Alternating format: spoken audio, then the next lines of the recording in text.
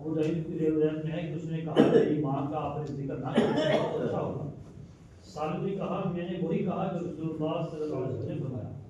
رحمت عالم کے پاس ایک شخص کو چھینک آئی, اس نے کہا السلام علیکم. حضور نے فرمایا وعلیکا وعلی امریک, جب کسی کو چھینک آئے تو کہے الحمدللہ رب العالمین, اور جواب دینے والا کہے یا رحمۃ اللہ, اور وہ کہے یا اللہ ولی والا.